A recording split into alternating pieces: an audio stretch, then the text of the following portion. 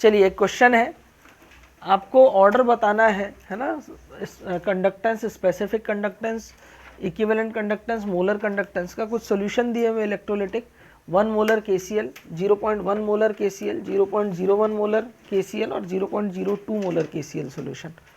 ठीक है, तो देखो सबसे पहले कंसंट्रेशन का ऑर्डर बताओ। कंसंट्रेशन सबसे ज़्यादा किसका होगा? A, फिर कौन होगा? B, फिर कौन होगा? हाँ, D, और फिर कौन होगा? C, यही होगा। तो डाइल्यूशन का ऑर्डर क्या होगा बताओ? सबसे concentration inversely proportional to dilution होता है, तो सबसे ज़्यादा डाइल्यूट, सबसे कम डाइल्यूट होगा A, उससे ज़्यादा होगा B, B से ज़्यादा होगा D, D से ज़्यादा क्या होगा बेटा? C, यही होगा। ठीक है, अब ध्यान दो, एक कंसेप्ट मैंने आपको कल बताया था कि डाइल्यूशन अगर बढ़ता है तो सिर्फ स्पेसिफिक कंडक्टेंस घटता है, बाकी conductance, equivalent conductance, molar conductance सब बढ़ते हैं। बोलो बढ़ता है ना? ठीक है, तो ये ऑर्डर, ये जो ऑर्डर आपको दिखेगा घटता हुआ, ये कप्पा का ऑर्डर होगा, और ये जो ऑर्डर डाइल्यूशन के direct proportion G, equivalent conductance और मोलर कंडक्टेंस का ऑर्डर होगा। समझ में आया? लिख लो। देखो अब देखो, अब हम लोग देखने जा रहे हैं इसी टॉपिक में determination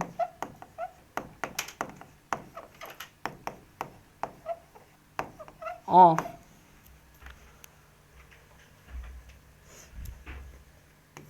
equivalent conductance of electrolyte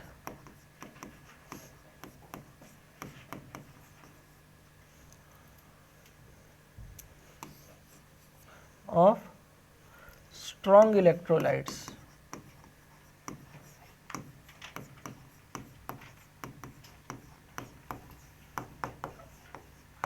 हम लोग इक्विवेलेंट कंडक्टेंस को क्या कर रहे हैं बेटा? डिटरमाइन कर रहे हैं, उनको पता करने का तरीका देख रहे हैं। एक्चुअली ये एक्सपेरिमेंटल बेस्ड चीज़ें थी जो सबसे पहले किया था डीबे, हकल, ऑनसेगर, इन्होंने क्या किया? डाटा का एनालिसिस किया और एक इक्वेशन दिया। ठीक है, इन्होंने क्या किया? अलग अलग स्ट्रॉन्ग इलेक्ट्रोलाइट लिया, ठीक है, उसको अलग अलग कंसंट्रेशन पे उसके लिए क्या निकाला बेटा? इक्विवेलेंट कंडक्टेंस निकाला। तो उन्हें एक रिलेशन मिला, उन्हें ये फॉर्मूला मिला जो मैं डायरेक्ट यहाँ रिप्रेजेंट करने जा रहा हूँ। इक्विवेलेंट कंडक्टेंस किसी भी टाइम पे equals to equivalent conductance at infinite dilution. मतलब आप समझो, आप जैसे जैसे डाइल्यूशन बढ़ाते हो, पानी मिलाते जाते हो, सपोज ये कोई इलेक्ट्रोलाइट है, आपने उसमें पानी मिलाया, तो पानी मिलाने से, जल्दी गुप्ता जी, पानी मिलाने से क्या होगा बताओ? गुप्ता जी लेट क्यों किया? अरे कोई बात नहीं, ठीक है, बहुत बढ़िया। जैसे ही आपने पानी मिलाया, डाइल्यूशन बढ़ा, और डाइल्यूशन बढ़ाने से क्या होता है? आपको लिखा रखा हूँ कॉपी में, देखो कल की क्लास में इक्विवेलेंट कंडक्टेंस क्या होता है? बढ़ता है। देखो अगर जैसे ही पानी मिलाता हूँ स्ट्रॉन्ग इलेक्ट्रोलाइट में, इंटर आयनिक इंटरेक्शन क्या होने लगता है? कम होने लगता है, जिस वजह से मोबिलिटी ऑफ आयन बढ़ता है, जिस वजह से कंडक्टेंस क्या होता है? बढ़ने लगता है। ये बात बताया था। तो जैसे जैसे मैंने पानी मिलाया, कंडक्टेंस बढ़ा, पानी मिलाया, कंडक्टेंस बढ़ा, पानी मिलाया, कंडक्टेंस और बढ़ा, पानी मिलाया, कंडक्टेंस और बढ़ा, पानी मिलाया, कंडक्टेंस नहीं बढ़ा, पानी मिलाया, कंडक्टेंस नहीं बढ़ा, कांस्टेंट हो गया।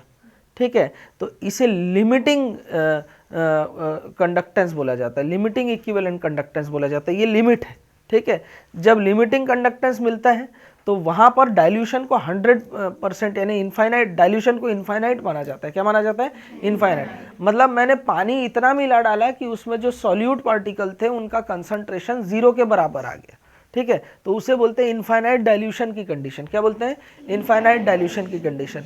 इनफाइनाइट डाइल्यूशन को ऐसे रिप्रेजेंट करते हैं, और इनफाइनाइट डाइल्यूशन में जो इक्विवेलेंट कंडक्टेंस आता है तो उसे इस सिंबल से रिप्रेजेंट किया जाता है। बोलो बात समझ में आया? इक्वल्स टू हो जाएगा -b √c, c मतलब कंसंट्रेशन। बोलो बात क्लियर है? ठीक है, तो डीबे, हकल, ऑनसेंगर ने इस तरीके से मैथमेटिकली एक इक्वेशन दिया था। इस इक्वेशन में क्या क्या चीज़ें हैं ज़रा देखो, है ना? इक्विवेलेंट कंडक्टेंस दिख रहा है, तो ये क्या है, equivalent conductance at any concentration C, किसी भी कंसंट्रेशन पे। ये होगा हमारे पास equivalent conductance at infinite dilution, infinite dilution पे इक्विवेलेंट कंडक्टेंस, इसे लिमिटिंग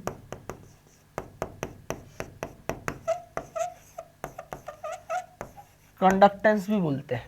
ठीक है, चलो B क्या है, B डीबे हकल ऑनसेंगर कांस्टेंट है। ठीक है, और C क्या है, कंसंट्रेशन है। कंसंट्रेशन किस में लेते हैं, मोल पर लीटर में। अब देखो इस चीज़ का अगर मैं ग्राफ बनाऊं तो गौर से देखना, ये अगर y एक्सिस है और √C अगर x एक्सिस हो और B अगर m हो, ठीक है, नेगेटिव स्लोप है, और ये जो है लिमिटिंग कंडक्टेंस ये हो गया C, तो हमारे पास ग्राफ क्या हुआ, y equals to minus M X plus C, यानी ग्राफ कैसा बनने वाला है, स्ट्रेट लाइन बनने वाला है। तो देखो y एक्सिस में मैंने क्या लिया, y एक्सिस में मैंने लिया इक्विवेलेंट कंडक्टेंस, बोलो क्लियर है। x एक्सिस में मैंने क्या लिया, √C। ठीक है, अब देखो अगर मैं कहूँ मैं कंसंट्रेशन बढ़ा रहा हूँ तो इसका मतलब √C की वैल्यू भी बढ़ेगी। Concentration 2 molar, 10 molar, 100 molar, 2000 molar ऐसे करके बढ़ा रहा हूँ तो ग्राफ आगे की तरफ जाएगा। किधर जाएगा बेटा, आगे की तरफ। मैं बोलूँ कि कंसंट्रेशन घटा रहा हूँ तो कंसंट्रेशन घटने का मतलब डाइल्यूशन की तरफ आ रहा हूँ। क्या आ रहा हूँ, डाइल्यूशन। अगर मैं बोलूँ कि कंसंट्रेशन में घटा रहा हूँ, कंसंट्रेशन घटा रहा हूँ, डाइल्यूशन में बढ़ा रहा हूँ। ठीक है, तो डाइल्यूशन बढ़ा रहा हूँ तो डाइल्यूशन बढ़ेगा तो मैं किधर आऊँगा, पीछे। कंसंट्रेशन बढ़ा रहा हूँ बोलूँगा तो किधर जाऊँगा, आगे। क्या मेरी बात समझ में आ रही द्विवेदी जी, सोना नहीं है। कंसंट्रेशन बढ़ाऊंगा तो किधर जाऊँगा, आगे। डाइल्यूशन बढ़ाऊंगा तो किधर आऊँगा, पीछे। ये जो पॉइंट है इस कंडीशन में डाइल्यूशन कितना होगा, इनफाइनाइट, और कंसंट्रेशन कितना हो जाएगा बेटा, 0। क्या ये बात समझ में आया, अरे हूँ हाँ करो। ठीक है, तो देखो जब हम लोग ग्राफ की बात करते हैं तो ये मेरे पास इंटरसेप्ट आया। क्या आया बेटा, इंटरसेप्ट। इंटरसेप्ट की वैल्यू क्या है, equivalent conductance at infinite dilution, वही है ना। ठीक है, और यहाँ से जब आप ग्राफ बनाओगे तो ग्राफ कुछ ऐसा दिखेगा।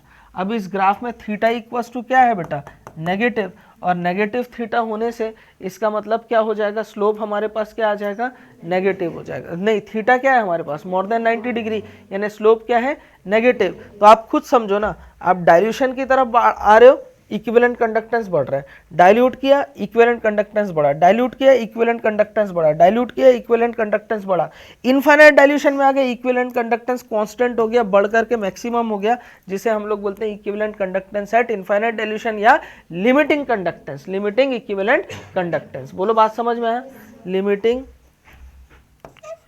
इक्विवेलेंट कंडक्टेंस, ये बात समझ में आया।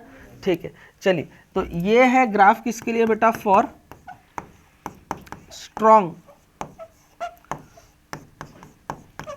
इलेक्ट्रोलाइट्स। ये किसके लिए ग्राफ है, स्ट्रॉन्ग इलेक्ट्रोलाइट्स के लिए। क्या ये बात सभी को समझ में आया। डीबे हकल ऑनसेंगर ने एक्सपेरिमेंट करके ये ग्राफ दिया था, क्लियर। ठीक है, तो ये तो बात हो गई स्ट्रॉन्ग इलेक्ट्रोलाइट की। ये तो देखना, बात नहीं कर, ये तो देखना हमारे लिए क्या है बेटा, बहुत आसान है। ठीक है, जो मैंने कंसेप्चुअली समझा है उस बेसिस पे हम इस ग्राफ को समझ पाए।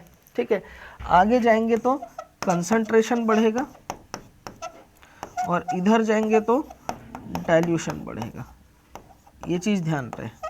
ठीक, इन्होंने बोला यार ग्राफ हमने स्ट्रॉन्ग इलेक्ट्रोलाइट के लिए तो बना लिया, वीक इलेक्ट्रोलाइट के लिए अगर ग्राफ बनाए तो वीक इलेक्ट्रोलाइट का ना कर्व्ड ग्राफ आया। क्या आया बेटा, कर्व्ड ग्राफ।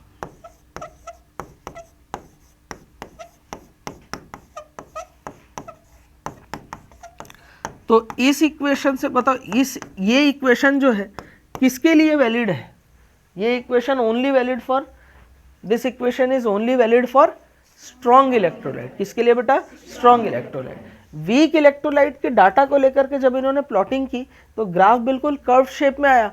वहां पर ये इक्वेशन लगेगा क्या, अरे भाई ये इक्वेशन तो स्ट्रेट लाइन का है और ये कौन सा है, कर्व शेप है, तो यहाँ पे तो ये इक्वेशन नहीं लगेगा। यानी डीबे हकल ऑनसेंगर जो थे ये लोग सिर्फ स्ट्रॉन्ग इलेक्ट्रोलाइट की बात कर रहे थे, वीक इलेक्ट्रोलाइट पर आते ही इनका कंसेप्ट क्या हो गया, फ्लॉप हो गया। अब जाकर के एक साइंटिस्ट है जिनका नाम था खोलरॉश, जिन्होंने वीक इलेक्ट्रोलाइट के लिए भी क्या किया बेटा, इक्विवेलेंट कंडक्टेंस निकालने का तरीका बताया। तो अगला हम लोग आर्टिकल वही पढ़ने जा रहे हैं। हम लोग पढ़ तो देते हैं, लेकिन क्यों पढ़ रहे हैं वो रीजन ही नहीं है उनके पास। टॉपिक है पढ़ दिया, टॉपिक है पढ़ दिया, उसकी कनेक्टिविटी क्यों है, आखिर ये टॉपिक यहाँ आया क्यों, उसका रीजन मैंने आपको समझाया, समझ में आया। डीबे हकल ऑनसेंगर ने क्या किया, इक्विवेलेंट कंडक्टेंस निकाला, इक्वेशन दिया, डाटा प्लॉट किया, लेकिन जब वीक इलेक्ट्रोलाइट के लिए वही ग्राफ देखा तो वो ग्राफ उन्हें कैसे मिला, ये जो इक्वेशन था वो फ्लॉप हो गया। ठीक है, फिर यहाँ पर साइंटिस्ट है जिनका नाम क्या था, खोलरॉश।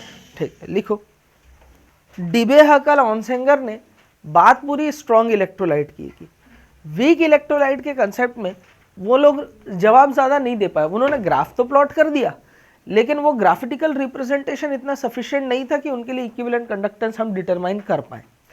तो एक साइंटिस्ट थे खोलरॉश, उन्होंने क्या बोला, उन्होंने एक अपना लॉ दिया। उन्होंने बोला कि अगर मैं डाइल्यूशन बढ़ाता हूँ, जैसे सपोज कोई वीक इलेक्ट्रोलाइट है जो 100% नहीं टूट रहा है, तो मैंने अगर डाइल्यूशन मिलाया, डाइल्यूशन किया, पानी मिलाया, सॉल्वेंट मिलाया, तो जो नहीं टूट रहा था वो थोड़ा बहुत तो टूटेगा, थोड़ा बहुत तो टूटेगा ना। ठीक है, और डाइल्यूशन किया तो थोड़ा और टूटेगा, और डाइल्यूशन किया तो थोड़ा सा और टूटेगा, है ना। जब तक तोड़ेगा नहीं तब तक छोड़ेगा नहीं, तब तक डाइल्यूशन करते जाऊंगा। डाइल्यूशन करते करते करते करते अगर इनफाइनाइट डाइल्यूशन में पहुंच जाऊं तो उस समय वीक इलेक्ट्रोलाइट भी 100% टूट चुका होगा। और 100% डिसोसिएशन किसकी प्रॉपर्टी होती है, स्ट्रॉन्ग इलेक्ट्रोलाइट की। इसका मतलब ये हुआ कि वीक इलेक्ट्रोलाइट्स को इनफाइनाइट डाइल्यूशन में अगर मैं ले जाऊं तो दे बिहेव्स लाइक स्ट्रॉन्ग इलेक्ट्रोलाइट। यही रूल था किसका बेटा, खोलरॉश का। खोलरॉश ने यही बोला, एट इनफाइनाइट डाइल्यूशन, मैं सिंपल लिखा रहा हूं, कोई डेफिनेशन नहीं लिखाऊंगा, ठीक है। वीक इलेक्ट्रोलाइट behaves like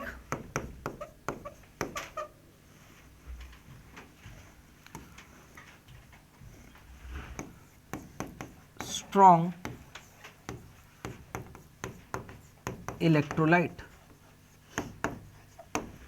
लिखा जाए। ठीक है, देखो जरा समझो, अगर कोई वीक इलेक्ट्रोलाइट है, देखो अगर कोई स्ट्रॉन्ग इलेक्ट्रोलाइट है, मतलब सपोज AB टाइप का कोई सॉल्ट है, ठीक है, स्ट्रॉन्ग इलेक्ट्रोलाइट है, इसे मैं डाइल्यूट करूंगा तो ये A प्लस B माइनस में बदल जाएगा। अरे हूँ हाँ करो। तो इसका इक्विवेलेंट कंडक्टेंस कैटायन का और इसका इक्विवेलेंट कंडक्टेंस एनायन का, ठीक है।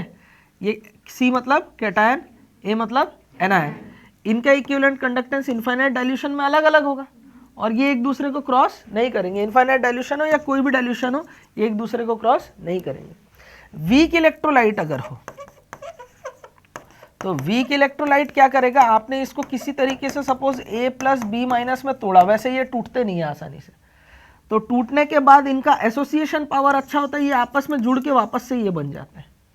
तो इसका मतलब ये हुआ कि अगर आप A का इक्विवेलेंट कंडक्टेंस निकालना चाहो कैटायन का और यहाँ इक्विवेलेंट कंडक्टेंस एनायन का निकालना चाहो, तो इनके बीच इंटर आयनिक इंटरेक्शन इतना ज़्यादा है, ठीक है। हम जिएंगे तो इन्हीं के साथ, मरेंगे तो इन्हीं के साथ, ठीक है, ठीक है। मूला लड़का चाहिए बस, खत्म बात, यही वाला हिसाब है एकदम, ठीक है। इन लोग एक दूसरे को छोड़े, बेबी तू जा, मैं खड़ा हूँ भाई लोग के साथ में, बंदे लोग को फोन कर दे, यही चल रहा है इधर इन लोग का, ठीक है कि नहीं। इधर कहीं लठ खा रहे हैं, कहीं मार खा रहे हैं, कोई इज्जत नहीं, घर में भी नहीं, बाहर, ये इनका वो है। तो ये आपस में ही लगे पड़े हुए, इन्हें मतलब नहीं दुनियादारी से कि एनवायरनमेंट क्या है। दुनिया चाहती है कि डाइल्यूशन बढ़े, आप ये चाह रहे हैं कि हम आपस में जुड़े रहें। इनको थोड़ा किसी तरीके से अलग किया भी गया समझाने के लिए थोड़ा देर, लेकिन करियर में ध्यान दे रहे नोनी हो, पढ़ाई वढ़ाई कर ले थोड़ा सा, इनको थोड़ा सा समझा बुझा के अलग किया भी गया, तो थोड़े देर के लिए अपनी कंडक्टेंस थोड़ी बहुत दिखाने चाहिए इन्हें।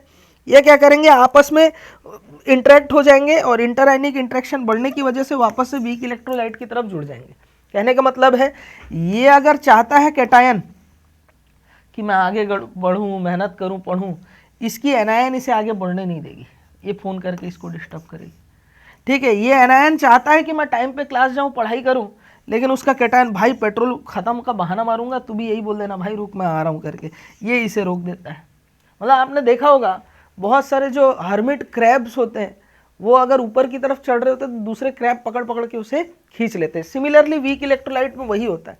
कोई आयन अगर दौड़ना चाहता है, भागना चाहता है, गिरना चाहता है, लेकिन रुकना नहीं चाहता, लेकिन उसको पकड़ के खींचने के लिए दूसरे ही आयन्स उसको क्या करते हैं बेटा, इंटरेक्ट करने लग जाते हैं।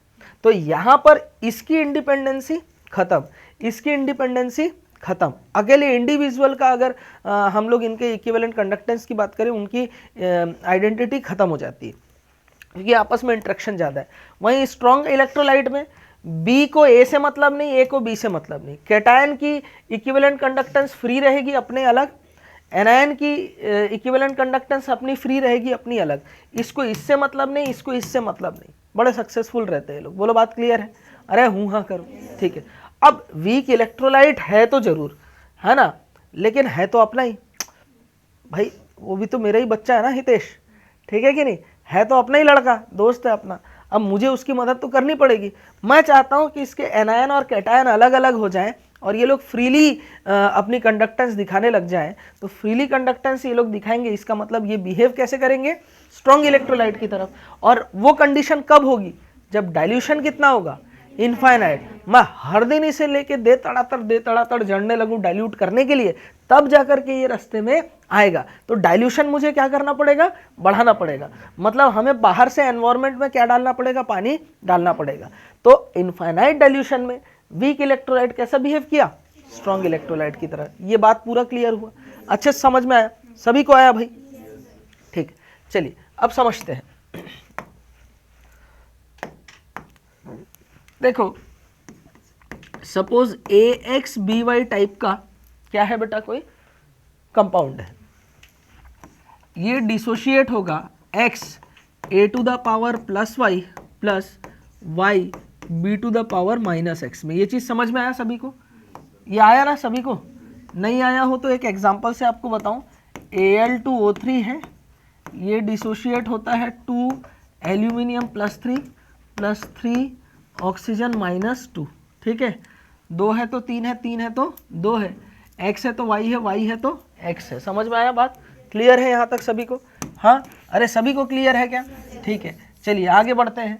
तो यहाँ पर देखो T = 0 पे, T = 0 पे ये अगर 1 मोल हो, ये 0 है और ये 0 है। T = इनफाइनाइट है ना, eight infinite dilution, eight infinite dilution, infinite dilution यानी किसी टाइम पे, ठीक है। A जो है 1 मोल था, ये 0 मोल हो जाएगा, ठीक है। ये कितना हो जाएगा बताओ, X मोल, और ये कितना हो जाएगा, Y मोल। बोलो होगा, ये कितना हो जाएगा, X मोल और Y मोल। बोलो बात समझ में आ रहा है? अब देखो वैलेंसी फैक्टर की अगर मैं बात करता हूं, AXBY क्या है, ये क्या है, सॉल्ट, ये क्या है, कैटायन, ये क्या है, एनायन। सॉल्ट के लिए मैं अगर वैलेंसी फैक्टर की बात करूं तो द्विवेदी जी बताएगी क्या फॉर्मूला होता है। वह क्या, 1, एकदम शानदार, गलत जवाब। हितेश बताएगा, टोटल चार्ज ऑन कैटायन, ठीक से बोलना है। जो कैटायन में चार्ज तो Y है, कैटायन में टोटल चार्ज बताना है, टोटल चार्ज ऑन कैटायन। तो देखो इधर पे X और Y, जो कैटायन पे हमें टोटल चार्ज निकालना है, तो कैटायन का टोटल चार्ज क्या हो जाएगा, X × Y। बोलो यही होगा ना टोटल चार्ज, ठीक है। अच्छा, कैटायन का वैलेंसी फैक्टर आयन का वैलेंसी फैक्टर होता है उसका जो चार्ज होता है, इस पे चार्ज कितना है, Y, एनायन पे चार्ज कितना है, X। तो ये इनका वैलेंसी फैक्टर है। बोलो क्लियर है? फंडा जो है खोलरॉश लॉ का, हम इक्विवेलेंट कंडक्टेंस में ही मैच खेलेंगे। किस में मैच खेलेंगे, इक्विवेलेंट कंडक्टेंस में, ठीक है। इसका इक्विवेलेंट कंडक्टेंस की अगर मैं बात करूं एट इनफाइनाइट डाइल्यूशन, ठीक है, तो equivalent conductance at infinite dilution of AXBY, ठीक है। इसका होगा equivalent conductance at infinite dilution of cation. Cation कौन है, A⁻+Y। या कैटायन को मैं C से रिप्रेजेंट कर देता हूँ। क्या से रिप्रेजेंट कर देता हूँ? C से। C for cation. Equivalent conductance infinite solution A for anion. ये चीज क्लियर हुआ? ठीक है। अगर मोलर कंडक्टेंस लिखना होता है इनका इनफाइनाइट डाइल्यूशन पे, तो आप मुझे याद करो, कल की क्लास में मैंने बताया था molar conductance at infinite dilution equals to equivalent conductance into valency factor. यही है क्या? आप देखो इक्विवेलेंट कंडक्टेंस इक्वल्स टू था 1000, है ना, कप्पा इंटू 1000 अपॉन n, यही था तो, है ना। या मोलर कंडक्टेंस इक्वल्स टू क्या था? Kappa into 1000 upon m। Valency factor यहाँ, वैलेंसी फैक्टर यहाँ, ठीक है। तो ये हो गया नॉर्मेलिटी। तो ये पूरा हो जाएगा molar conductance equals to equivalent conductance into valency factor. तो अब अगर इसमें वैलेंसी फैक्टर का मल्टीप्लाई कर दूं, इसमें वैलेंसी फैक्टर का मल्टीप्लाई कर दूं, तो मुझे मोलर कंडक्टेंस मिल जाएगा। तो equivalent conductance at infinite dilution of AXBY into XY, ये हो जाएगा। Equivalent conductance at infinite dilution of cation into Y, ये हो जाएगा। इसके लिए क्या लिख सकता हूँ? Equivalent conductance at infinite dilution for anion into X। क्या ये चीज़ सभी को समझ में आया? जो रिप्रेजेंटेशन है ये सब समझ में आया, क्योंकि आगे ये काम आने वाला है। भाई हमें इस चैप्टर में पूरा मैच ना किसके टर्म में खेलना है? इक्विवेलेंट कंडक्टेंस के टर्म में खेलना है। क्लियर है? लिख लो। तो देखो AXBY डिसोशिएट हो रहा है XA to the power plus Y plus YB to the power minus X। ये है हमारे पास सॉल्ट, ये है कैटायन, और ये है क्या बेटा? एनायन। बोलो बात क्लियर है? समझना बात को। अकॉर्डिंग टू खोलरॉश, गले में खिचखिच जैसा नाम है इसका, इसने ये बोला था कि अगर मुझे किसी सॉल्ट के लिए क्या निकालना हो? इक्विवेलेंट कंडक्टेंस निकालना हो। इक्विवेलेंट, अच्छा ये लैम्डा और काई ये दोनों से रिप्रेजेंट करते हैं। दिस इज फॉर आयंस और ये कंप्लीट के लिए होता है। वैसे ये ज़्यादा आपको जाने की ज़रूरत नहीं, ये दोनों ही आप यूज़ करो, कोई परेशानी आपको नहीं होगी, ठीक है। तो equivalent conductance at infinite dilution किसके लिए? For salt AXBY equals to क्या हो जाएगा? Equivalent conductance at infinite dilution किसका बेटा? Cation plus equivalent conduction. Cation कौन है अपने पास में? कैटायन कौन है बोलो? A to the power plus Y। Equivalent conductance at infinite dilution of anion. Anion कौन है बोलो? B to the power minus X। बच्चा गलती क्या करता है? X है तो X का मल्टीप्लाई यहाँ, Y है तो Y का मल्टीप्लाई यहाँ करता है, और ये किया तो गलत किया। अच्छा, एग्जाम में डाटा मोलर कंडक्टेंस के टर्म में दे तो मोलर कंडक्टेंस को आप किस में चेंज करोगे? इक्विवेलेंट कंडक्टेंस में चेंज करोगे। तो मोलर कंडक्टेंस इक्वल्स टू क्या होता है? Equivalent conductance into valency factor. तो इक्विवेलेंट कंडक्टेंस इक्वल्स टू क्या हो जाएगा? Molar conductance upon valency factor. यानी ये इक्विवेलेंट कंडक्टेंस के टर्म में दिया हुआ है, ठीक है। मुझे इसे किस में बदलना है? मोलर कंडक्टेंस के टर्म में। तो मैं क्या करूंगा बताओ?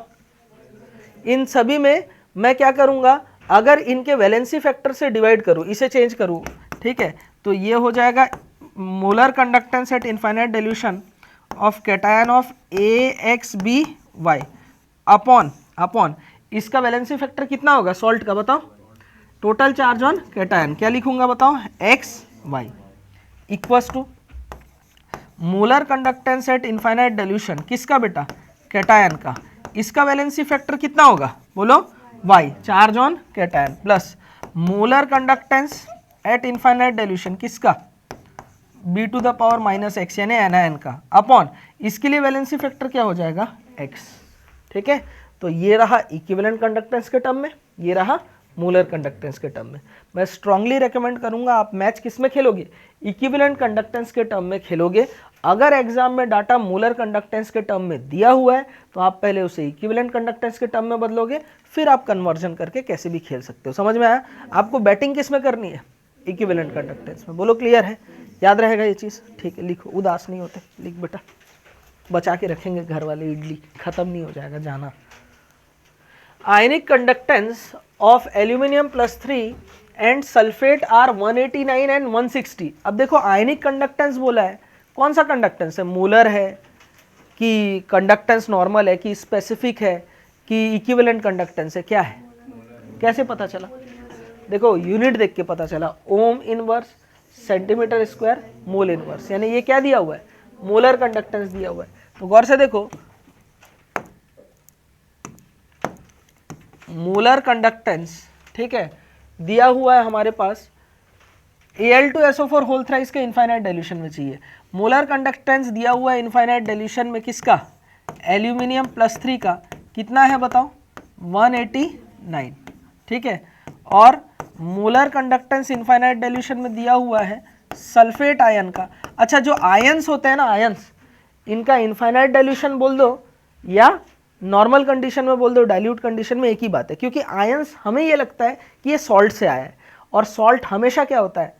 100% डिसोशिएट होता है। जो स्ट्रॉन्ग इलेक्ट्रोलाइट होते हैं उनके लिए इक्विवेलेंट कंडक्टेंस निकालना हमारे लिए बहुत आसान है। अरे डीबे हकल ऑनसेंगर ने निकाला था अपने ग्राफ के रिप्रेजेंटेशन से, लेकिन हमें दिक्कत कहाँ आ रही थी?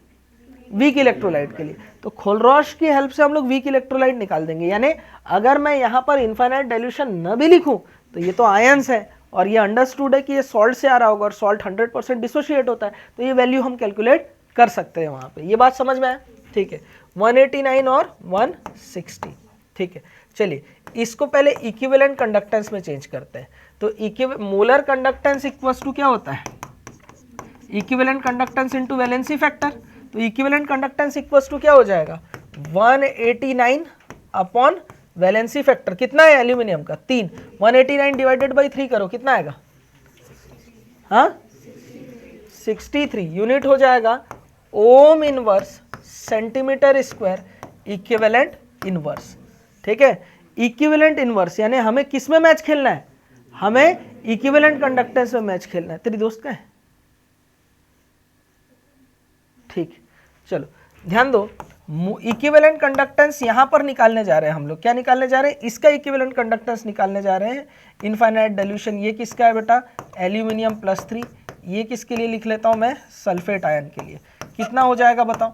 कितना हो जाएगा? 160। वैलेंसी फैक्टर कितना होगा? 2। कितना हुआ? 80 ohm inverse centimetre square equivalent inverse. हमें मैच किस में खेलना है? हमेशा इक्विवेलेंट कंडक्टेंस में, ठीक है। चलिए अब equivalent conductance at infinite dilution of Al2SO4 whole thrice equals to क्या हो जाएगा? Equivalent conductance at infinite dilution of cation यानी एल्यूमिनियम +3 प्लस, है ना, क्या होगा? Equivalent conductance at infinite dilution of anion. कौन होगा? SO4 -2। बताओ कैटायन की वैल्यू कितनी आई है? 63। एनायन का कितना है? 80। कितना हुआ? जोड़ो, 143 ohm inverse centimetre square equivalent inverse. अच्छा, अगर मुझे इसका मोलर कंडक्टेंस पूछा होता तो मैच में किस में खेलूंगा? अरे बोलो, इक्विवेलेंट कंडक्टेंस में खेलूंगा। और मोलर में पूछेगा, कन्वर्ट कर सकता हूं। तो 143 इसका वैल्यू है, और मोलर कंडक्टेंस के लिए वैलेंसी फैक्टर चाहिए, इक्विवेलेंट कंडक्टेंस 143, और Al2SO4 होल थ्राइस सॉल्ट है। सॉल्ट का वैलेंसी फैक्टर कैसे निकालते हैं? टोटल चार्ज ऑन कैटायन, और Al2SO4 होल थ्राइस टूटेगा तो 2 एल्यूमिनियम +3 प्लस 3 SO4 -2, तो टोटल चार्ज ऑन कैटायन कितना है? 6। तो 143 इंटू 6 करो, कितना हुआ? 8। पक्का? 858 ohm inverse centimetre square mole inverse. अब देखो, सुनना बेटा, सुनना, ये सब चैप्टर और इनके न्यूमेरिकल बच्चा कब बना पाएगा? अच्छा, बच्चों को ये सब चैप्टर टफ क्यों लगता है? पहली चीज़, मुझसे पढ़े नहीं होते और सिस्टमेटिक नहीं पढ़े होते, मेरे पैटर्न से नहीं पढ़े होते, मतलब हमने जो पैटर्न फॉलो किया, इस वजह से डिफिकल्टी होती है। कहाँ पहला गलती और शुरुआत कहाँ से हुआ था बता रहा हूँ। हाँ, मैं बोलने का कोशिश ये कर रहा था, बच्चे को ये सब चीज़ें गलती कहाँ होती है, ये सब टफ कब लगेगा, या जिसको लगता है, एक तो क्लास इर्रेगुलर रहे होंगे, दूसरी चीज़ सबसे पहली शुरुआत हुई थी मोल कंसेप्ट। मोल कंसेप्ट में अगर equivalent weight, gram equivalent weight वाला कंसेप्ट बच्चे ने छोड़ा तो क्या वो ई या वैलेंसी फैक्टर समझ पाया? नहीं। तो जब नहीं समझ पाया तो आगे की चीज़ें नहीं होंगी। दूसरी चीज़ न्यूमेरिकल अप्रोच, किसी भी चीज़ को कहाँ से शुरू करें, डाटा कलेक्ट करके किधर ले जाएं और कहाँ तक पहुँचे, ये अप्रोच धीरे धीरे डेवलप होता है। जैसे इस क्वेश्चन में आपने देखा होगा, मैंने पहले गिवन डाटा लिया और मैंने इस बारे में सोचा पूछ क्या रहा है, तो जो पूछ रहा है उसकी डिमांड इक्विवेलेंट कंडक्टेंस में मैच खेलनी है। हमें किस में खेलना है?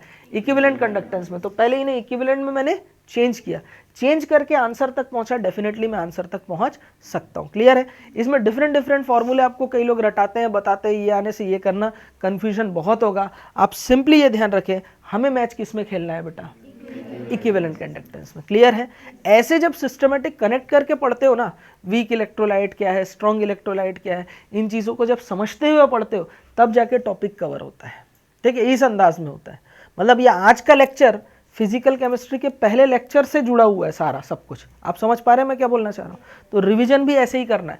आप जब ऑर्गेनिक रिवीजन करते हो तो आरएम पूरी ऑर्गेनिक एक साथ करना है। फिजिकल जब रिवीजन कर रहे हैं तो फिजिकल के 2-3 यूनिट एक साथ निपटाने हैं, तब आप कनेक्टिविटी उसमें ला पाएंगे। समझ में आ रही बात क्या बोल रहा हूँ? ठीक है? तो ये न्यूमेरिकल है, इससे टफ नहीं आएगा, जो भी पूछेगा इसी में आएगा। बच्चा डरता क्यों है? इन सब क्वेश्चंस को देख के डरता क्यों है? एक तो इनका नोटेशन, ऊपर से क्वेश्चन का अप्रोच क्या है वो समझ नहीं आता है। ये लिखने का पैटर्न बड़ा बड़ा, लेकिन हम मैथमेटिकल अप्रोच क्या कर रहे हैं? इसकी वैल्यू प्लस इसकी वैल्यू जोड़ दी है। ये दिखने में ये सब लिख रहा हूं, ये सब बड़ा बड़ा दिख रहा है। कंसेप्ट क्लियर हुआ तो हम लोगों ने मैथमेटिक्स क्या किया? ये वैल्यू में ये मल्टीप्लाई किया, लिख दिए। कोई टफ ऑपरेशन किया क्या? लॉग एंटी लॉग ले रहा हूं, इंटीग्रेशन डिफरेंशिएट कर रहा हूं, ऐसा कुछ कर रहा हूं क्या? ज्यादा से ज्यादा डिवाइड करना है, जोड़ना है, इनटू करना है, जोड़ना है, यही तो किया हूं। और कुछ किया हूं क्या? आप मुझे बताओ। मैथमेटिकल अप्रोच इस क्वेश्चन का कितना ईजी है? सबसे ईजी है। बस ये जो सिंबॉलिक फॉर्म में लिखते हैं ना, ये देख के दिमाग में फीडबैक जाता है बच्चे के कि ये तो टफ है, इसलिए वो छोड़ता है। पूरी इलेक्ट्रोकेमिस्ट्री पढ़ लेते हैं बच्चे लोग, सेल वेल सब दुनियादारी पढ़ लेते हैं, ये सब टॉपिक को छोड़ते हैं। और यही सब इंपॉर्टेंट है। एग्जामिनर जानता है कि कहाँ बच्चा मेहनत कम किया, वहीं से ढूंढ के निकाल रहा है क्वेश्चन, यहीं से पूछेगा। क्लियर है? नस्ट इक्वेशन वो पूछ चुका, अब वो यहीं से क्वेश्चन देगा। क्लियर हो रहा है? ठीक है, लिखो। जब वीक में लग रहा है तो स्ट्रॉन्ग में तो डेफिनेटली लगेगा, क्योंकि स्ट्रॉन्ग इलेक्ट्रोलाइट तो शुरू में 100% ही क्या हो गए? डिसोशिएट हो गए। अरे भाई, स्ट्रॉन्ग इलेक्ट्रोलाइट की बात तो डीबे हकल ऑनसेंगर ने कर दिया था, उन्होंने ही कैलकुलेट कर लिया था। तो यहाँ तो हम कैलकुलेट कर ही ले रहे हैं। मतलब एक्चुअली डीबे हकल ऑनसेंगर मेथड से हम लोगों ने इंडिविजुअल वैल्यू निकाली। ये जो वैल्यू है वो डीबे हकल ऑनसेंगर के ग्राफ से मिला है, उनके इक्वेशन से मिला है। ठीक है?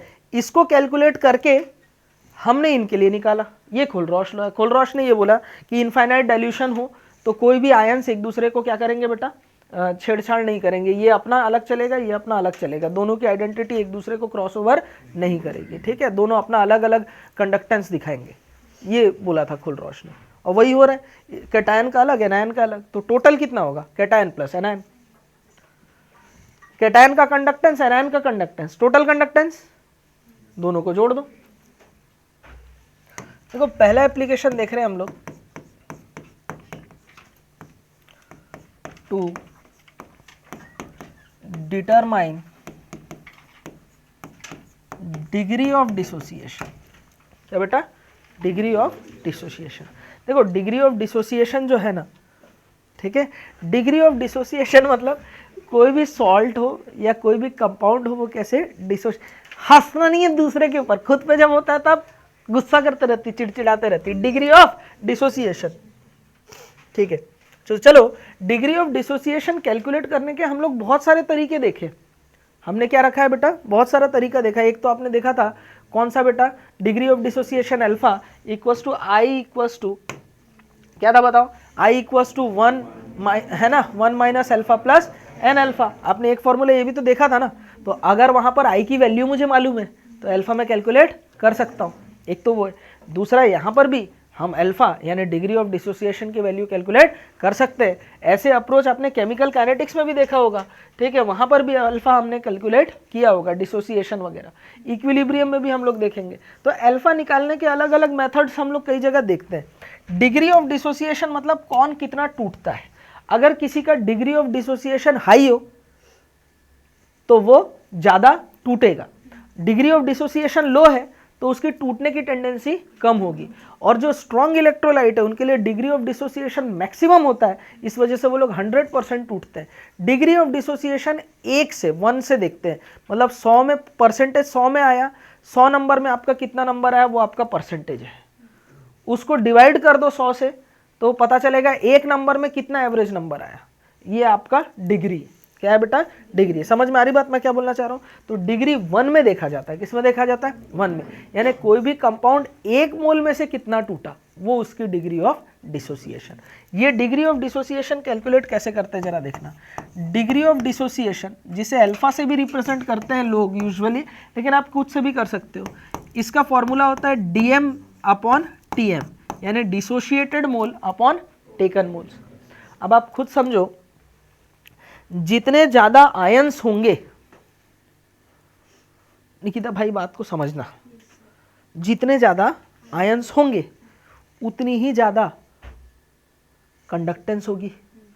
अरे यार, जितने ज्यादा आयंस होंगे उन आयंस का इनफाइनाइट डाइल्यूशन में, आपको खुलरोश ने बोल दिया कि इनफाइनाइट डाइल्यूशन में जितने ज्यादा आयंस होंगे हमारे पास में उतने ही आयंस का कंडक्टेंस हमें मिलेगा।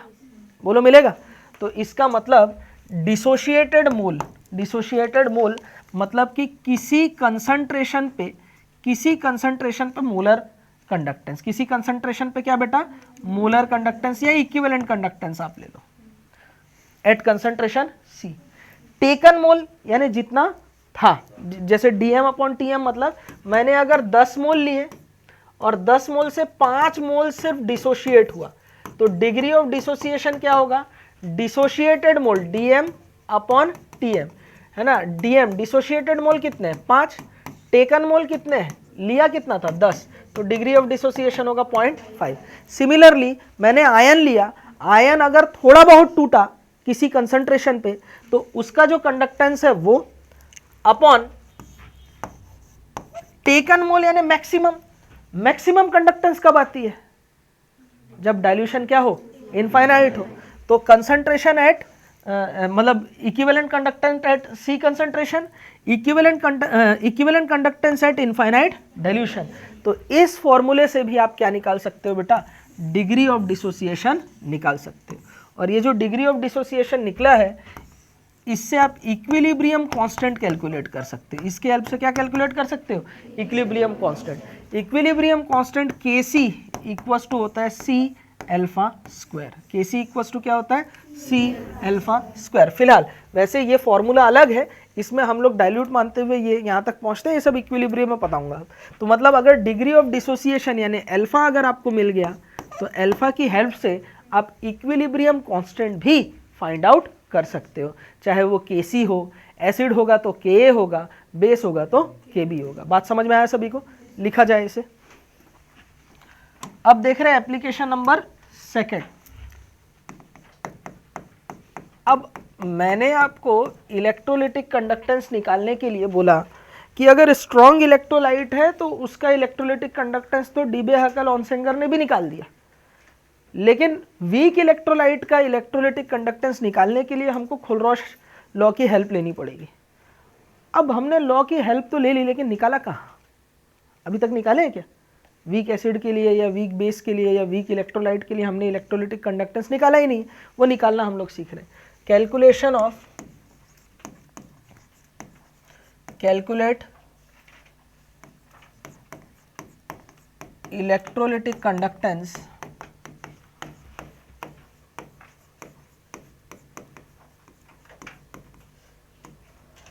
For weak electrolyte. ठीक है, अब जरा समझना, क्वेश्चन ये है कि मुझे इक्विवेलेंट कंडक्टेंस निकालना है। क्या निकालना है? इक्विवेलेंट कंडक्टेंस किसका, CH3COOH, acetic acid. Acetic acid एक तरीके का क्या होता है बेटा, वीक एसिड होता है।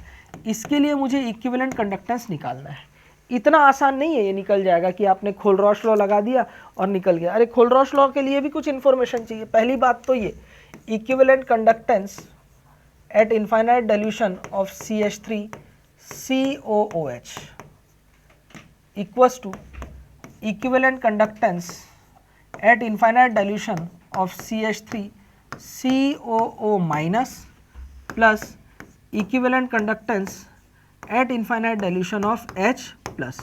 देखो सवाल ये पैदा होता है, ये हमारे पास में टारगेट रिएक्शन होगा, ये हमारे लिए क्या होगा बेटा, टारगेट रिएक्शन। टारगेट रिएक्शन क्यों बोल रहा हूँ जरा समझना, इसे मैं बोल रहा हूँ equation number first. Weak electrolyte है, मैं ये मान के चल रहा हूँ अगर ये 100% डिसोशिएट हो, आइडल केस है वो, इनफाइनाइट डाइल्यूशन, इनफाइनाइट डाइल्यूशन मतलब अपन लिए आइडल केस हो गया, वो पॉसिबल नहीं है, तो हमारे लिए ये एनायन और ये कैटायन मिलेगा और हमारे पास ये इक्वेशन मिलेगा, इसकी वैल्यू मिल गई तो मैं ये निकाल सकता हूँ। अब सवाल ये पैदा होता है, आइडल केस तो एग्जिस्ट करता ही नहीं है ना, तो कब ये 100% टूटेगा और हमें पता कैसे चलेगा, और कब इसकी वैल्यू हमको निकालेंगे, इसकी वैल्यू कैसे निकालें। अब दिक्कत ये, इसकी वैल्यू भी तो चाहिए हमें, इसकी वैल्यू या इसकी वैल्यू इनफाइनाइट डाइल्यूशन मिले तब जोड़ देंगे। लेकिन दिक्कत ये होता है कि ये लोग वीक इलेक्ट्रोलाइट है, इसके कंडक्टेंस को ये अफेक्ट कर रहा है, इसके कंडक्टेंस को ये अफेक्ट कर रहे हैं, जुड़ के रिवर्स बैकवर्ड डायरेक्शन में जा रही है और वापस से वो बन जा रहा है, तो कंडक्टेंस 100% तो मिल ही नहीं पा रहा है।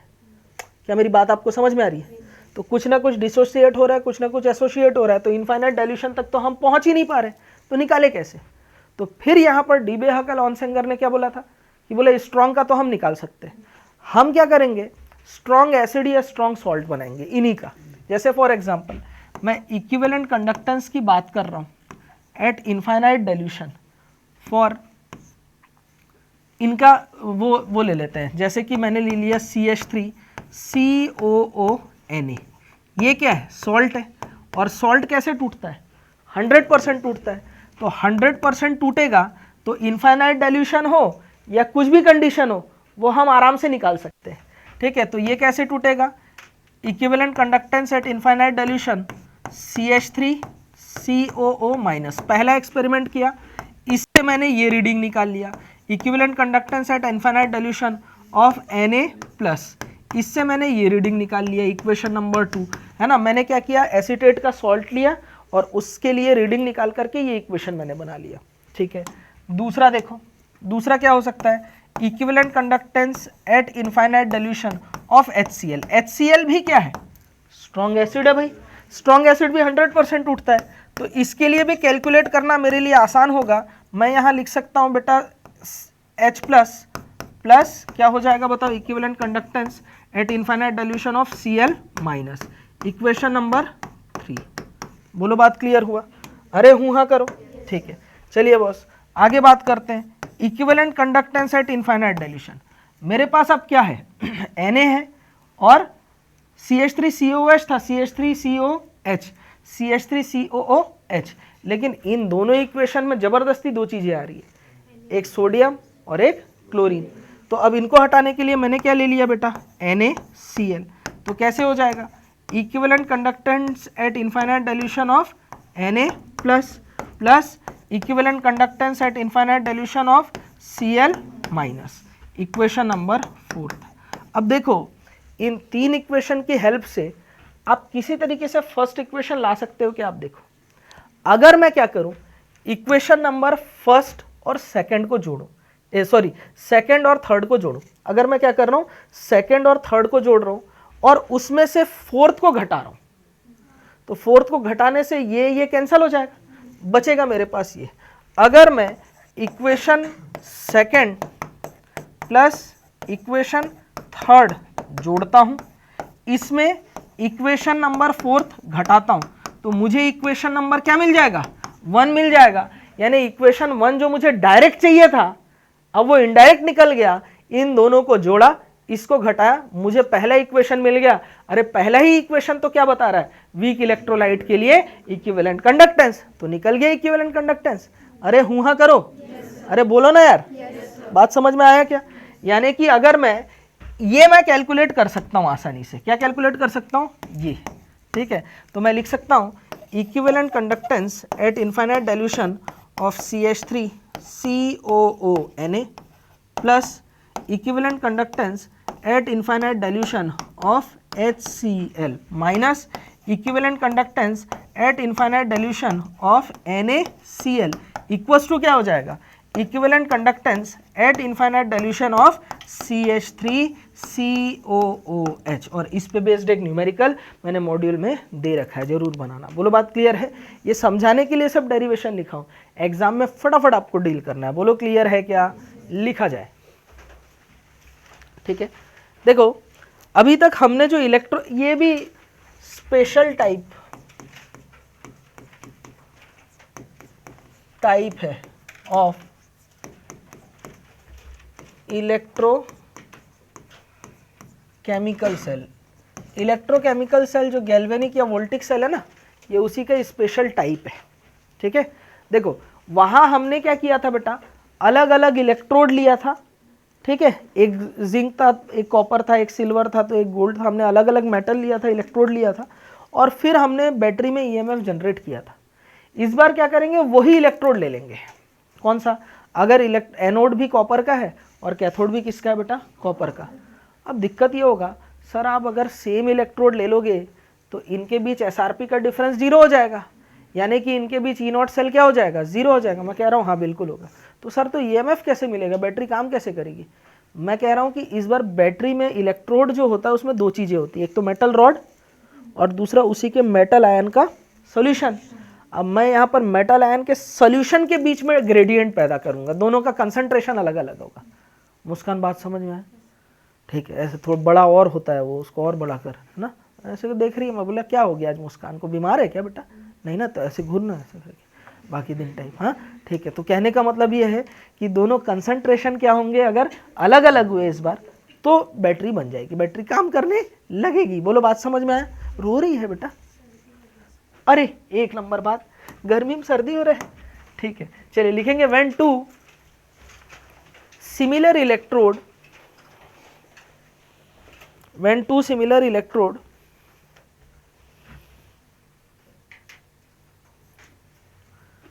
नए पेज से, नए पेज में लिखो, नए पेज में। अच्छा ये तो रफ कॉपी है ना बेटा, हाँ लिख ले, चल चल लिख ले, लिख रही है वही बड़ी बात, क्यों दोस्त? हाँ, when two similar electrode but having different concentration,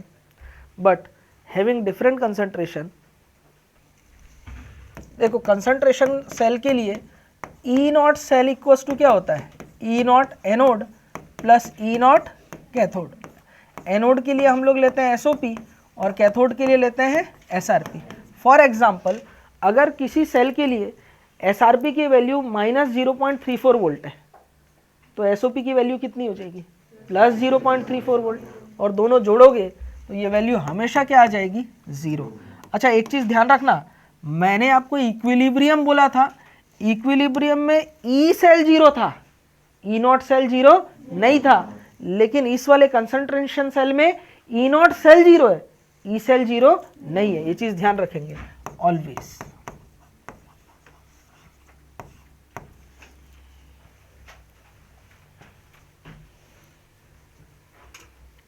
तो यहां ईएमएफ किस वजह से है,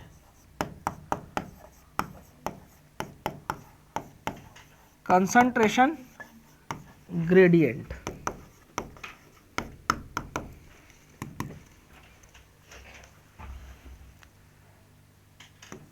eight equilibrium E naught cell is not equals to 0, E cell equals to 0। At concentration cell, कहीं मैं लिखवा ही देता हूं तुम्हें, ना तो गड़बड़ करोगे। अच्छा लिख ले रहे हो करके गड़बड़ मत कर देना, एग्जाम में कंफ्यूज नहीं हो जाना और कि इधर ये था कि वो था करके। कंसंट्रेशन सेल में E cell is not equals to 0 but E naught cell equals to 0। हाँ देखो सबसे पहले सेल को रिप्रेजेंट करते हैं।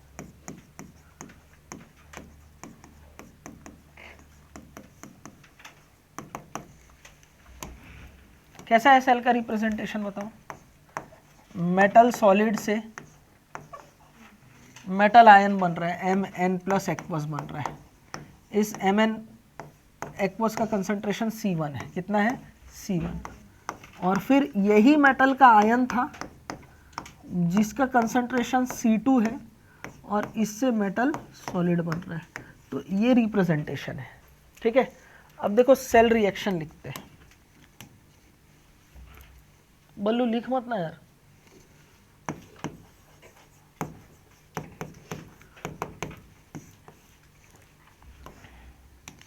सेल रिएक्शन कैसे लिखेंगे? मेटल सॉलिड से बनेगा Mn प्लस एक्वस जिसका कंसंट्रेशन C1 है प्लस N इलेक्ट्रॉन। बोलो होगा? ये किसकी रिएक्शन है?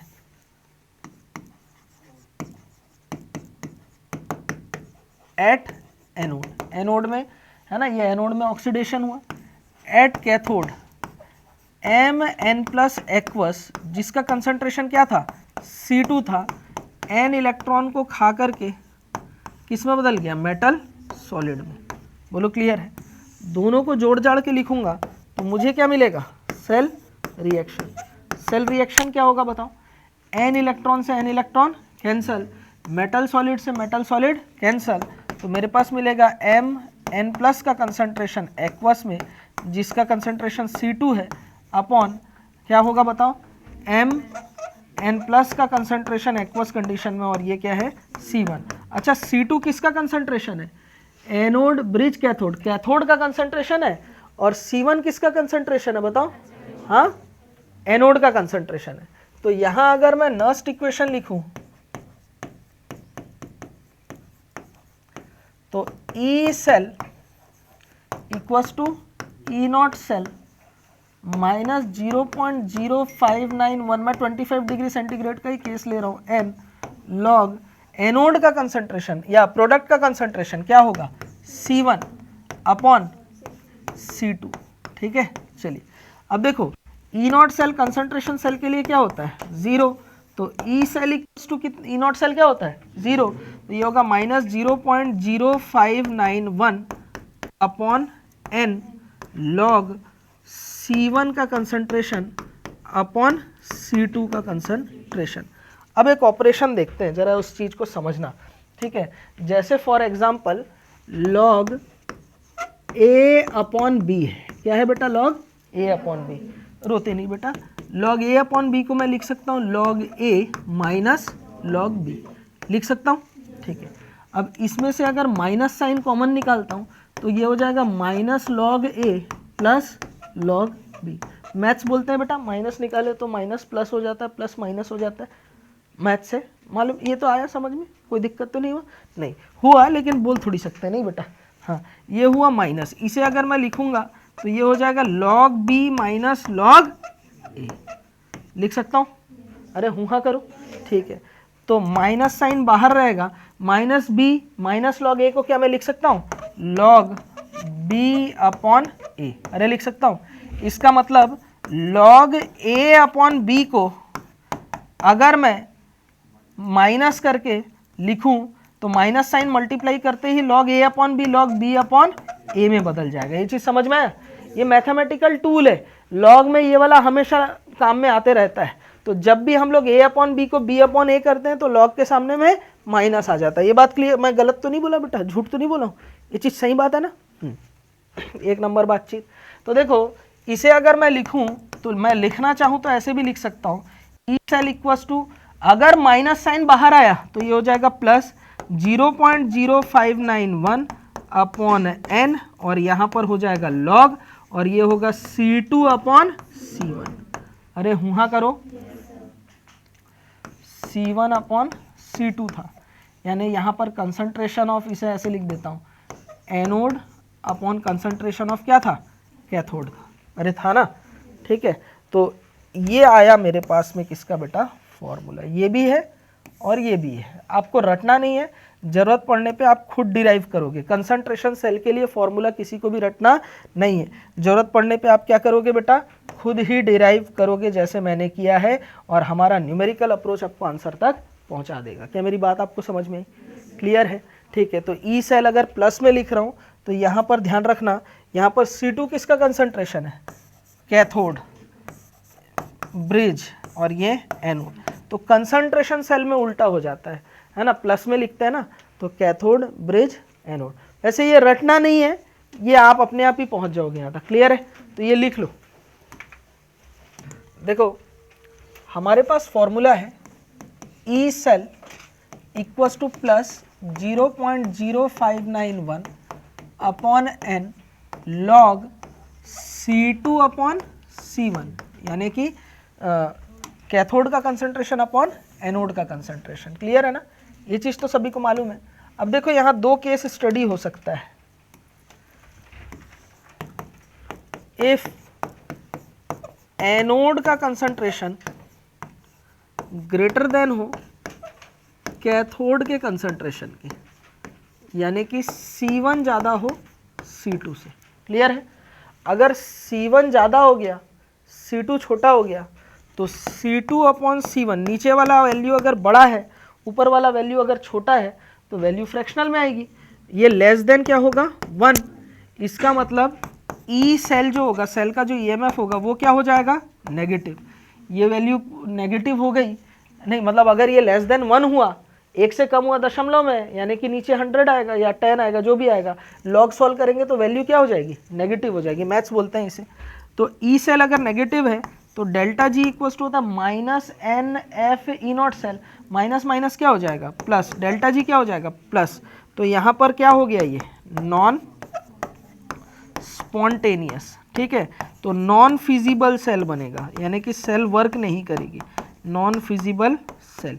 ये बात क्लियर हुआ, अरे हुआ करो, ठीक है। अब जरा बात को समझना, दूसरी चीज ये हो सकती है इफ एनोड का कंसंट्रेशन ये लेस देन हो कैथोड के कंसंट्रेशन से, कैथोड का कंसंट्रेशन यानी C1 से ज़्यादा C2 का कंसंट्रेशन हो, तो C2 अपॉन C1 की वैल्यू क्या होगी मोर देन 1, यानी कि EMF ऑफ द सेल की वैल्यू क्या हो जाएगी पॉजिटिव, तो डेल्टा जी की वैल्यू क्या हो जाएगी नेगेटिव, यानी कि प्रोसेस कैसा हो जाएगा स्पॉन्टेनियस। तो यानी कि यहाँ पर क्या हो जाएगा फिजिबल सेल बनेगा। लिख लो, ध्यान दो, एक कंसंट्रेशन सेल और बना रहा हूं मैं हाइड्रोजन इलेक्ट्रोड की हेल्प से। जैसे प्लेटिनम है, हाइड्रोजन गैस है, हाइड्रोजन गैस इस बार P1 ATM प्रेशर पे है और हाइड्रोजन गैस से H प्लस बन रहा है जिसका कंसंट्रेशन C1 है ना। और सिमिलरली HCl जिसका कंसंट्रेशन C2 कंसंट्रेशन है, इससे हाइड्रोजन गैस बन रहा है जो P2 प्रेशर में होगा प्लेटिनम के प्रेजेंस में, ठीक है। तो ये हमारे पास में सेल है। तो सबसे पहले हम लोग क्या करेंगे, एट एनोड, एनोड में क्या होगा ऑक्सीडेशन, H2 जो है जो P1 प्रेशर में है वो H प्लस में कन्वर्ट हो जाएगी, ठीक है, और 2 इलेक्ट्रॉन रिमूव करेगी और इसका कंसंट्रेशन होगा C1।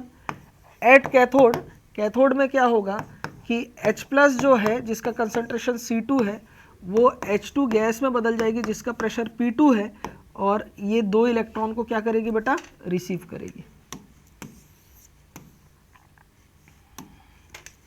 अरे गिर गया।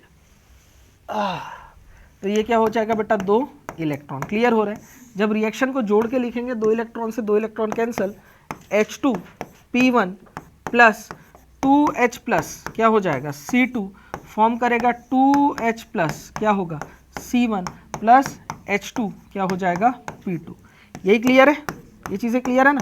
तो अब देखो यहाँ पर अगर मैं नर्स्ट इक्वेशन लिखूँ तो E cell equals to E naught cell क्या होगा 0 माइनस 0.0591 डिवाइडेड बाई 2 लॉग, ठीक है, प्रोडक्ट का कंसंट्रेशन क्या हो जाएगा C1 के पावर में 2 इंटू P2, बोलो होगा, ठीक है। दूसरा रिएक्टेंट का कंसंट्रेशन क्या होगा बताओ, हाँ C2 के कंसंट्रेशन के पावर में 2 इंटू P1, बोलो समझ में आया, C1 C2 P2 P1, बोलो क्लियर। तो E cell equals to minus 0.0591 divided by 2 log C1 square upon C2 square into क्या हो जाएगा बताओ ये P2 अपॉन P1। अगर मैं माइनस को हटाना चाहूँ तो मैं अभी लिख सकता हूँ इसे E cell equals to plus 0.0591 upon 2 log C2 square upon C1 square into P1 upon P2। Clear हो रही बात। जब कुछ ना कहे तो P1 और P2 की वैल्यू क्या होती है, 1 ATM होती है, ये कैंसिल आउट हो जाएगा, इनकी वैल्यू दी होगी, सॉल्व करके आंसर ले आओगे। जब P1 और P2 की वैल्यू दी हुई है, C1 C2 को 1 मोलर कर दिया गया, तो भी यहाँ पर गैस क्या प्रेशर के ग्रेडियंट से भी हमारे पास सेल बन सकता है, तो ये दोनों वैल्यू क्या हो जाएगी, 1 1 कैंसिल हो गई। अब इनकी वैल्यू रखोगे, सॉल्व करके आंसर आ जाएगा। अब फिर वही वाली बात आएगी, अगर ई सेल पॉजिटिव आया तो डेल्टा जी क्या आएगा, नेगेटिव, फिजिबल सेल बनेगा। अगर ई सेल नेगेटिव आया, डेल्टा जी पॉजिटिव आया, तो फिर नॉन फिजिबल सेल बनेगा। ये क्वेश्चन था। तो इसी के साथ ही इलेक्ट्रोकेमिस्ट्री हमारा समाप्त होता है। चाहे दिन का उजाला हो या रात हो काली, नहीं कोई क्वेश्चन तुमसे बचने वाली। जय काली कलकत्ते वाली, तेरी वचन ना जाए खाली, हर जिन्नाट नाग नागिन का जोड़ा मंतर मार बना दूं भोड़ा, हर हर महादेव। बोलो बात क्लियर? ठीक है, टोटका कर दिए हैं। अब इजी क्वेश्चन आएगा यहाँ से, समझी? ठीक है, चलो। तो कहने का मतलब ये है कि मैंने कुछ भी नहीं छोड़ा। इलेक्ट्रोकेमिस्ट्री एक बहुत बड़ा, बहुत वास्ट यूनिट होता है, ठीक है, और ये हर किसी के बस की बात नहीं होती है। ये जो रॉयल लोग होते हैं ना, वही लोग ये पढ़ते पढ़ाते हैं और रॉयल बच्चे इसके क्वेश्चन बनाते हैं और मेरे मॉड्यूल और ये एन अवस्थी वाले बुक के क्वेश्चन सॉल्व कर सकते हैं। ये वही लोग की बस की बात है, ना तो ओमिट कर देते हैं, उनको कुछ पता नहीं। उन्हें लगता है कि इस चैप्टर में खाली वही है, corrosion, dry battery, fuel cell, यही सब है। वो मैंने पेज लास्ट में दे दिया है, कुछ आपको वहाँ से थ्योरी वाला पार्ट पढ़ लेना है। बोलो बात क्लियर है? ठीक है, तो ऐसे नहीं होती पढ़ाई, ऐसे होती है। बोलो बात क्लियर है? अब मंडे से चालू होने वाला है क्या बेटा, इक्विलिब्रियम। बोलो बात क्लियर है? अरे हूँ, हाँ, ठीक, थैंक यू वेरी मच। हाँ, जुगाड़ ऐसे ट्रिक्स कोई नहीं देगा तुमको, सिंपल टिप्स, PCM भी everything now easily on your finger tips, जो भी चाहिए ले लेना।